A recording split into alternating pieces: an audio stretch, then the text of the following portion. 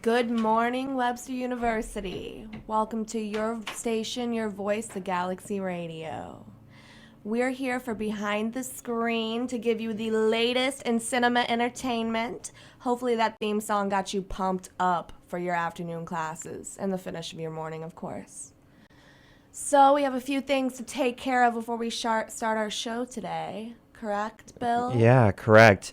I'm Bill Loki. I'm Nikki Vogel. And before we get into our movie discussion today, I'd like to digress for a moment. I told you this yesterday that I knew someone who was going to be on Wheel of Fortune. Yes, crazy. I know, that's crazy. Her name is Susie Keller. She lives in Carrollton, Illinois, which is a town next to my hometown, Jerseyville. She's related to my neighbors who live across the street, so we see her a lot. Did you watch the show last night? I did watch the show last night, and she won. No, she did not. She did win. That's awesome. I mean, she's just a ball of fire, this woman. And she was... You gotta be. I know. And to even get on those shows, you gotta be a ball of fire. Yeah, and she was solving puzzle after puzzle after puzzle. She was in a clear lead. Her prize, she won in all $26,000 plus dollars. Oh my gosh. She won a trip to Hawaii. Aloha. And she won a trip, I think it was to the Pacific Northwest. That's very nice. So I just want to say congratulations to Susie on doing so well on the show. You go, Susie. Yeah.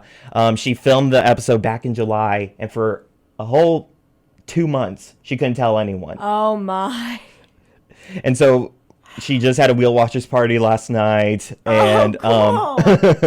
People were just, it was so much fun to watch. I bet. That's an experience of a lifetime to know somebody that close to you that's on a show like that and winning the show. Oh yeah, absolutely.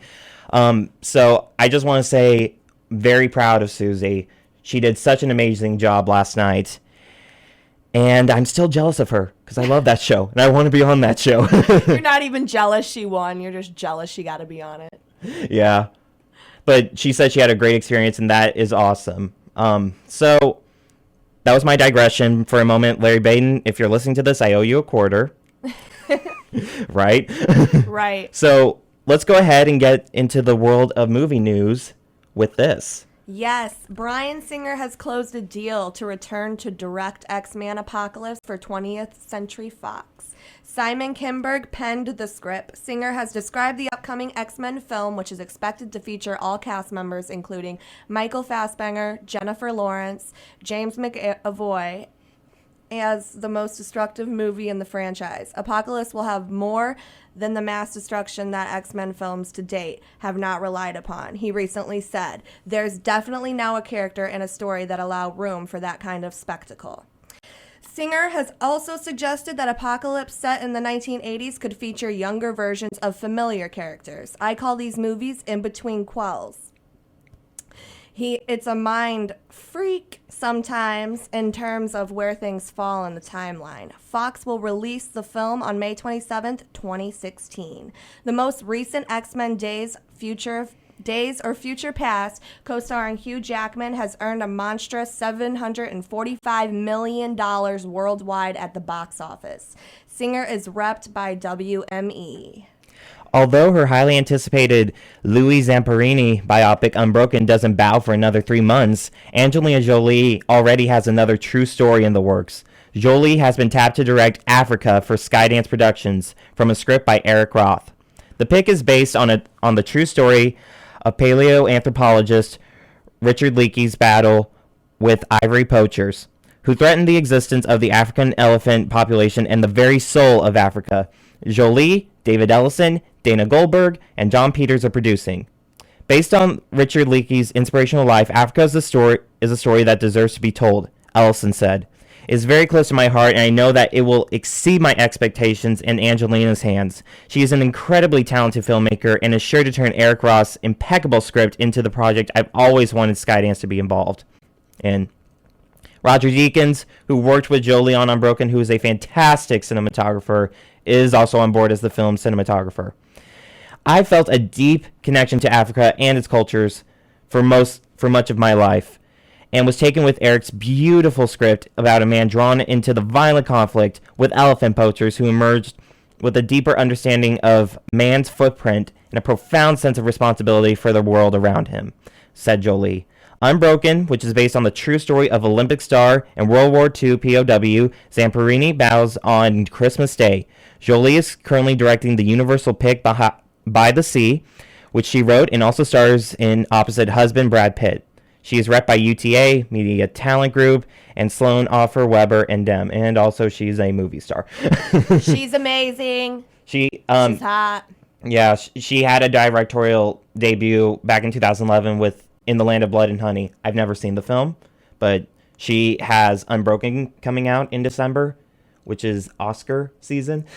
Yes, she's on fire. She is on fire. And the Bryan Singer thing, not surprised. Not surprised either. X-Men Days of Future Past, really great movie. Made a ton of money. So I'm excited for both movies. We have a lot that went on in the world of casting. Even an announcement that broke last night. So we all know Ted, the lovable teddy bear. Snuggly. Very snuggly. Well, Ted better be careful, because Liam Neeson doesn't mess around. Sources have confirmed that Neeson has joined the cast of Ted 2, which writer-director Seth MacFarlane tweeted on Wednesday. Sources also confirmed the casting of Morgan Freeman, which was reported earlier this month, and which we talked about last week, with eyes raised, going like, I know. It's exciting. This cast is just a wide variety. It's gonna be a laughing box. Yes. There's no word yet on what type of guy Neeson will play, but let's just hope he appears as himself, because we know how much Ted and John love an action star. Could Neeson be the film's Sam Jones? Ted 2 is set to be released in theaters June 26, 2015. Yes, and Bryan Cranston and Matt Damon are in very early stages, starring in Zhang Yimou's China set movie, The Great Wall. This is the second time the film has tried to go into production after a failed attempt by director Ed Zwick. That was to star Henry Cavill, Benjamin Walker. The latest draft of the supernatural adventure picture was written by Tony Gilroy and follows the mystery surrounding the construction of the Great Wall of China. Elizabeth Moss will tell you the truth alongside Robert Redford and Cate Blanchett. The Mad Men star joins the two Oscar winners in the film about the scandal involving George W. Bush and the preferential treatment he received in the Texas Air National Guard to avoid Vietnam War draft, unveiling during a story on 60 Minutes 2 by Dan Rather. I'm excited. I love stuff about China. I took Chinese anthropology and it changed my life. So I'm excited to see this movie. And I love Matt Damon. It's an exciting time in film when I get to see a little bit of history, a little bit of supernatural, all mixed together, marrying each other, if you will. Yeah, definitely. I'm excited just based on the cast alone. Oh, yeah. But there's one more casting announcement. Oliver Stone has set his sights on Joseph Gordon-Levitt to play asylum-seeking CIA leaker Edward Snowden in the movie that Stone and his producing partner Moritz Bormann intend to shoot beginning in December in Munich. It becomes the latest intriguing role for Gordon-Levitt, who wrapped playing Philippe Petit in the Robert Zemeckis-directed The Walk for Tom Rotham's TriStar and is now shooting Xmas with Seth Rogen at Sony. It hasn't happened yet, but stay tuned. As Deadline has reported, Stone and Bormann have a deal with Stone's Russian lawyer, Anatoly Kucherena, for film rights to his novel, Time of the Octopus. That is the basis for the story of an American whistleblower who heads to Russia and the back and forth between the leaker and his lawyer as he waits while that country considers his request for asylum. Stone and Bormann also bought the screen rights to The Stone Files, the inside story of the world's most wanted man, a book by Guardian journalist Luke Harding that's published by Guardian Faber.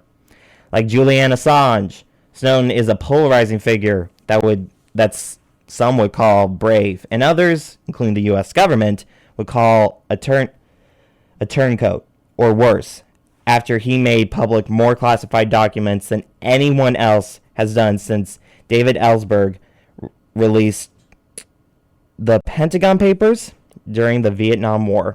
That was a big deal. I know. And this is like, and Joseph Gordon-Levitt himself is getting into these really interesting roles. So this film is being filmed in Munich, Germany. Yeah, it's kind of That's beautiful. that is beautiful. If have you seen the Steven Spielberg film Munich?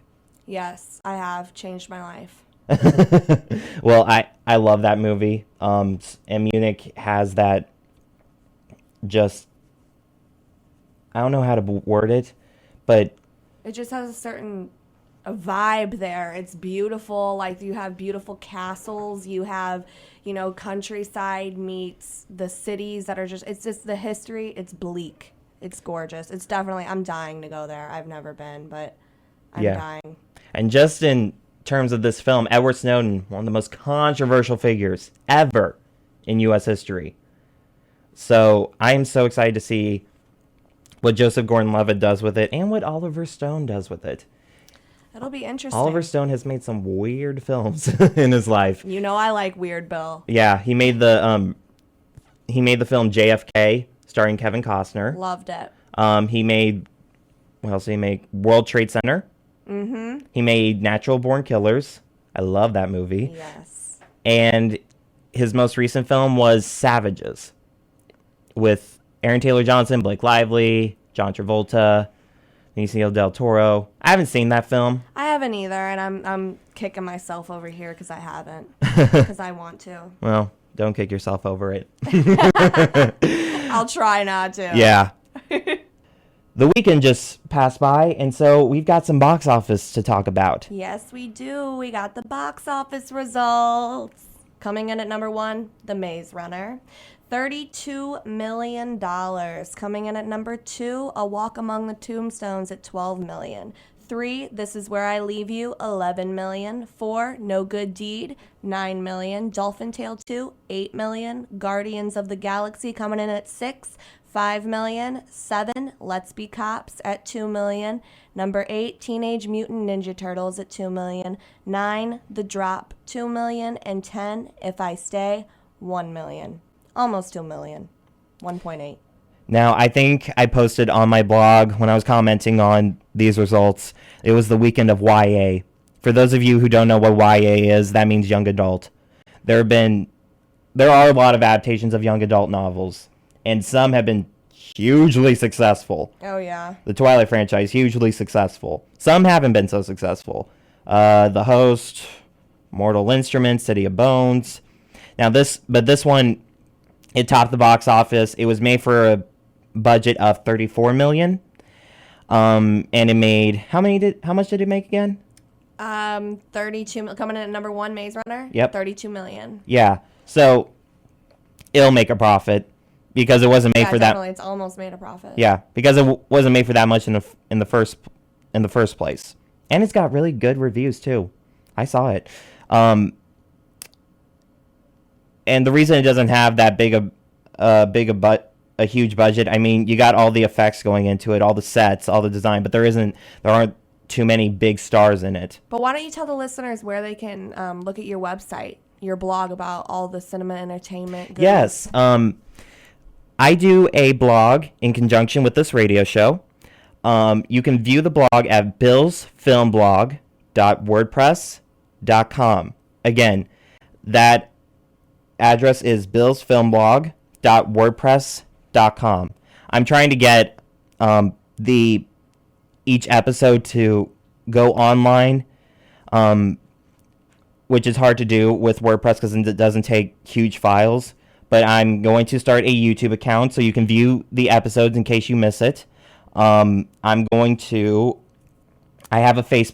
Facebook page that you can like. Go like us. Just tile behind the screen. And I believe that's it. Yeah, he posts a lot on there. It's really interesting. So if you are into our show, definitely check out his blog. Yes, definitely check it out. So, again, that address is billsfilmblog.wordpress.com. Again, it's a process that's happening right now. And I'm getting a hold of WordPress. Join the wave. Yes. So join the wave. All right. So when we were talking about the box office results, Walk Among the Tombstones, which sounds interesting. I haven't seen. I've been so busy. I haven't gotten out to see a movie, and I am, over here again, Bill, sorry, kicking myself over it. But A Walk Among the Tombstones, tell me. I wasn't surprised. I haven't seen it either. I've been super busy too. Yes. It's been a crazy week with homework and just college in general. But Walk Among the Tombstones, it's not surprising because it didn't really have too much promotion. It was made for a small budget too. Yeah. So, and I don't know what it's rated, if it's rated PG-13 or R. I think that could have something to do with it. But again, I'm not sure. I'm just speculating. This is where I leave you. Big all-star cast. I'm going to try to list them right now. Jason Bateman, Tina Fey, Adam Driver, Rose Byrne, Corey Stoll, Connie Britton, Timothy Olyphant, Dax Shepard, and Jane Fonda. Everybody and their mom. Literally. Right. Everybody and their mom. Huge cast. It was made for, I think it was around 25 million. And it made, how much did it make again? 12 million. 12 million? Almost 13 million. Almost 13 million. So, again, no surprise, it didn't have that much promotion either. So, yep, that is your weekend box office. Now, in terms of home video releases, there are only a couple of new ones, and I'll go ahead and tell you what they are. So, released on Blu-ray on Tuesday, you can go ahead and get the comedy Neighbors. Stars Seth Rogen, Zac Efron, about a family dueling fraternity. Also stars Rose Byrne and Dave Franco, Christopher Mintz-Plasse, Lisa Kudrow's in it. So if you haven't checked out Neighbors, but you really want to, you can go ahead and pick up the Blu-ray right now. And on iTunes, for early release, you can get X-Men, Days of Future Past. Catch up. It doesn't come on Blu-ray till I think October, sometime in mid-October, but it is out on digital release right now. You can get it for $19.99 in high definition, or you can get it for $14.99 standard definition, whichever you want. That's totally fine. You just got to have space on your iPad. Hold on. Let's just take a moment real quick and kind of reflect into history of movies in our lifetime and watching them. Remember when we had to think widescreen or full screen? Right. And now it's high definition or regular definition. It's just funny. I had to throw my tidbit in there. I know. Well, when I usually thought full screen was the best screen. Yes. Before I realized it was cutting off a lot of the... Yeah, a lot of what was going on screen. So I switched to widescreen, and now we have widescreen televisions. Yep. That are made just for that format. It's just funny. Yeah. The changes. And now we're just talking, and now that's not even a crutch anymore. Like, the duel between full screen and widescreen, I think, is gone. It's gone. And now we're just talking high def or standard def. So what's next? And the difference, like, when you download a movie on iTunes, high definition, it takes up a ton of space. Yes. You're talking 4.8 to 5 gigabytes of space just for this movie alone. But that iPhone 6, though. And for standard definition, I like standard definition personally on my iPad, and that takes up only 2.1 gigabytes of space. It depends how long the movie is, how packed it is with effects, stuff like that. But like we said, if you have some space just on your iTunes alone, you can just view this on your iTunes as well. Go ahead and buy it. $19.99 for high definition, $14.99 for standard definition. But for X-Men, I actually think it's $14.99 for high definition and $13.99 for standard definition. So it's kind of changing back and forth, the prices. I don't know why. I don't know what determines that. There's probably so many things that play into how they set their prices anyway that's so over our heads. Oh, yeah, definitely. So, like I said, you want to watch Neighbors, go pick up the Blu-ray. You can. You want to watch X-Men Days of Future Past, download it on iTunes, or wait for the Blu-ray. Doesn't matter. We're going to go into a new segment we're just gonna play a little movie related game. This week we're gonna play the game Heads Up. I'm sure a lot of you have heard about it, but if you haven't, it's this popular app on iTunes. Basically, you can choose a It's for 99 cents. You can choose a category, and then you have to hold your device up to your forehead while your partner feeds you clues to what it is, and then you have to guess what it is. Kind of like charades, except with words. And you can use any clues you want.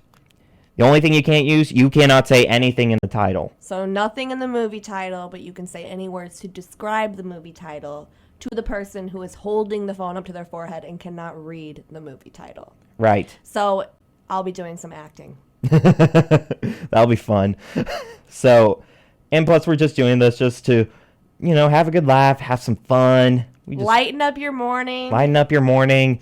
Laugh at how stupid we are. Everything is awesome. Absolutely. We're going to play this a couple of times. So I'll go ahead. Nikki will feed the clues to me. And I'll go ahead and try to guess what she's saying. Let's go. All right. And if I have to pass a lot, I'm sorry. Here we go.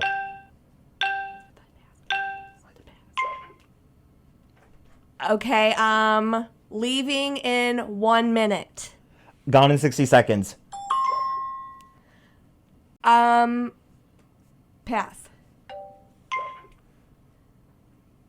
The dog. Cute. Famous movie. He's like scruffy. Marley and Me? No, he's scruffy dog. Shorter. Oh. Like a Yorkie type. Oh, man. I cannot think of it right now. Okay, pass. Oh, okay. So, pass. Okay. Somebody who uses their fingers to play an instrument in front of them. Yes.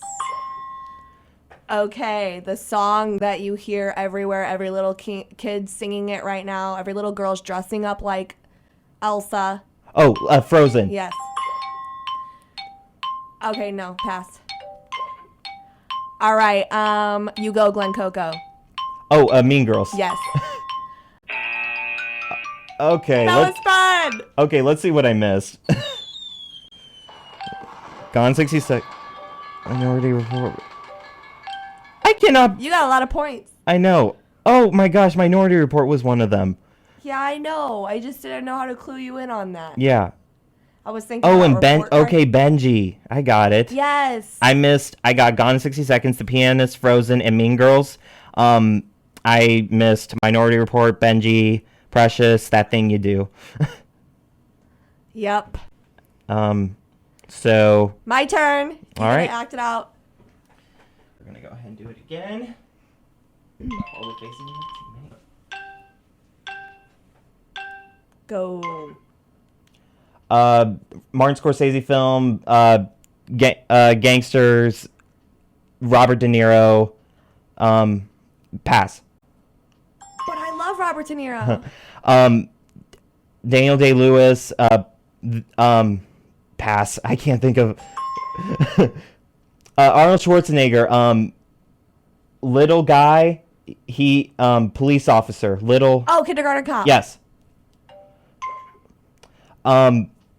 Bradley Cooper, Jennifer Lawrence, David O. Russell film, pass. You know I'm bad with actors. I only remember actresses. Sorry. Jackie Chan, Chris Tucker, action, fighting. Oh my gosh, what is that movie called? Oh. No, it's like my favorite. Oh my gosh, pass. I'm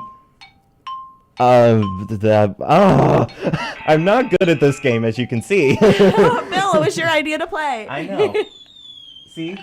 This is how good I am at describing things. I'm great at describing, but not good at absorbing the information from Bill. He's good at absorbing the information that I am giving him. We're going to try this again. Again? Yes. Round two. Of Heads Up, people. Download the app. It has all kinds of categories. Yes, so not just movies. You don't have to just do movies. And it's a fun game. Yes, absolutely. All right. Come on. I'm ready. It's going. Okay. I think. Come on. Okay. Here we go. 2, 1. Okay, everything's coming to life at a place where they keep artifacts. Oh, Night at the Museum. Yes. Okay, it's legendary movie, space, Star Wars. different. Star Trek? Yes. It's a little kids movie. It came out a few years ago. It's got a bunch of singing in it. It's kind of set in like a Viking time. Princess and the Frog? It's about things being knotted up. It's called like something. Okay, it's pass. Okay. Pass. Okay. Lord of the Rings, a rendition. So The Hobbit? yes.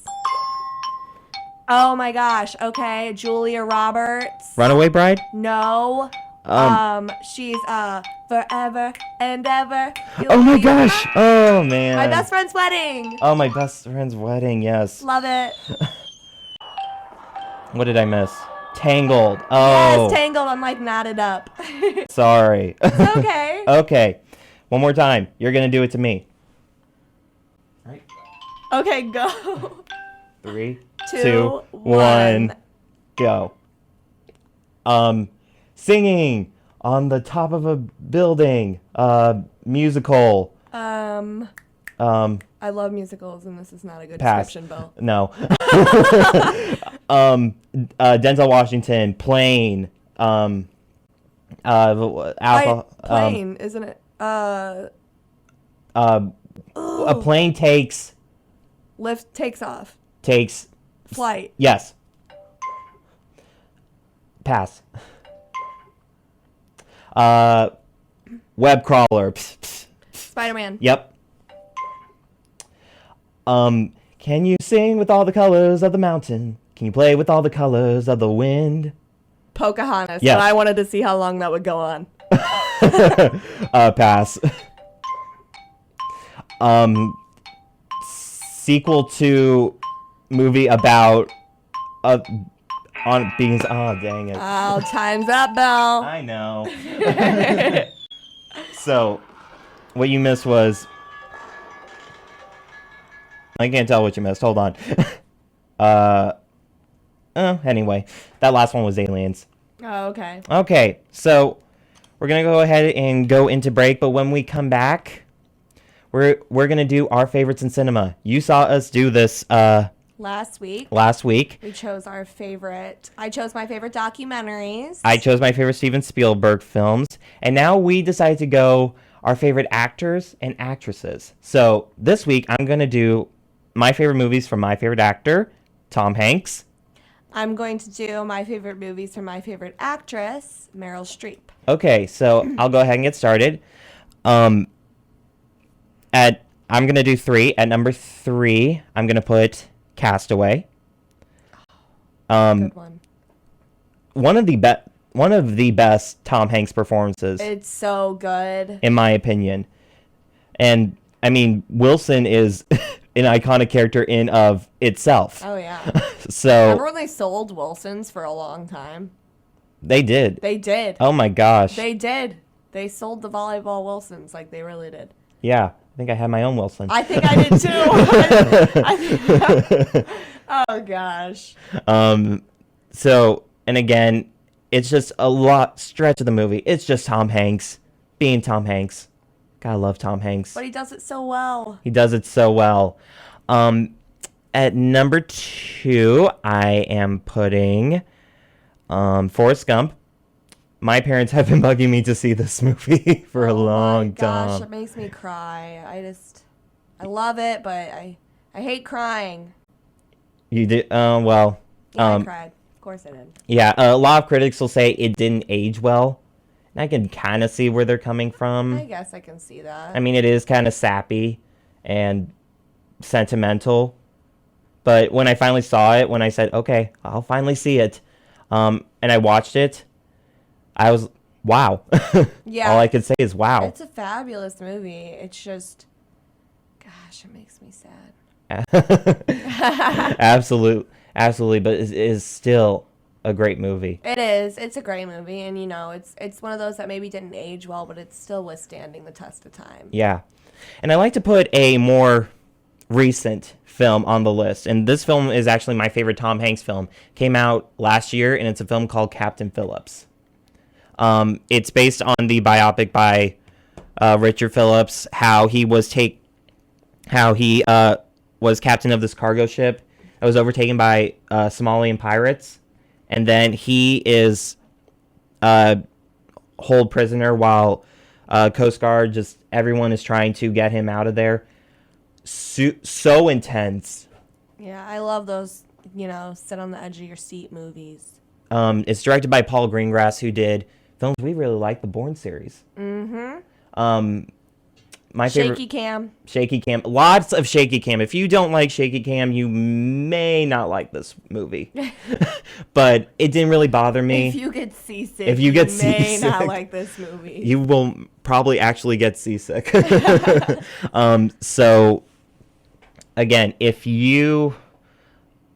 an intense movie. The last 10 minutes of it is just Tom Hanks doing what Tom Hanks does. Just be awesome. He is, so I'm not going to spoil it for anyone who hasn't seen it, but haven't seen Captain Phillips, please check it out. So, Nikki. I actually did choose 3 more current movies just because I wanted our listeners to be able to relate. So I chose The Devil Wears Prada as one of my favorite Meryl Streep movies because I love Anne Hathaway too. So this movie just was amazing, of course. And it's a good movie. And it's one of the reasons that I decided to get into journalism and public relations. So it's just a great movie and I love it. So definitely The Devil Wears Prada. What about it made you want to get into? I liked the glamorous world. I'm not going to lie. I liked, her in her office and everybody had their little things that they were doing. And I just liked that industry. And so when she was a writer and she did this stuff, I was like, you know what? This is what I want to do too. So, I already knew that's what I wanted to do, but it just reiterated the fact that, this is really what I want to do when I'm older. I want to work in a place like that. So, and now I intern for a magazine, so it's all very lucky. So. All right. And I am going to say my number 2 is It's Complicated.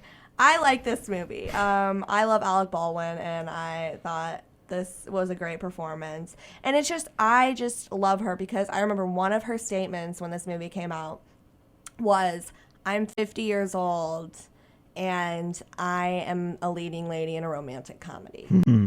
And I was like, that is just right there so much. And she knows that, she knows with being still so classy and so classic. It's just, I love Meryl. So that movie was great. I loved it. And I just loved her little comment about it. And I'm going to say my number 1 is definitely Julia and Julia. It has also Amy Adams in it. I love this movie because I love cooking. I wanted to go into the culinary world, so I decided to go into culinary journalism and public relations. And this movie was just amazing because it kind of had all those things in it because it was when, the famous Julia Child, who was played by Meryl Streep, the story of her starting her cooking profession intertwined with the blogger who was Amy Adams' character, and she blogs Julia's whole cookbook. And it's just basically how their lives are connecting through this, even though, Meryl's, long gone, and then, she's doing through her cookbook. It's beautiful. And I love that movie. It was great. So I would say that those are my top 3. So my number 1 is Julia and Julia. Number 2 is It's Complicated. And number 3 is The Devil Wears Prada. Yes, and going back from my list, number 3 is Castaway. Number 2 is Forrest Gump. Number 1 is Captain Phillips. So you should watch them this weekend. Yeah. And going back off what you said, these are movies, she is a tremendous actress. She's classic Hollywood. Oh, yeah. She's been acting forever and has just made her career legitimately span out through her whole life. And she's surrounded by these great actors and actresses that just idolize. I love Amy Adams. Oh yeah, I gotta say, she's great. I love Steve Martin. I do too. Anne Hathaway is amazing as always. these are Tom Hanks, Meryl Streep. They're like the top of the top when it comes to their craft. I definitely agree. So next week we're gonna go ahead. We're gonna swap places. By that I mean you're gonna do your favorite actor. Yes. And I'm going to do my favorite actress. You just gotta give me a minute you just gotta give me some time to think about that. I feel you. 'Cause I'm the same way about actors. Yeah, but I do want to say thank you so much for tuning in this morning to Behind the Screen. This is our second episode, and it's a lot of fun for us to do. It is, and we definitely thank you a lot for listening. Absolutely. Well, thank you so much for tuning in to Behind the Screen. I'm Bill Loki. And I'm Nikki Vogel. And you were listening to your station, your voice, The Galaxy Radio. Thank you so much.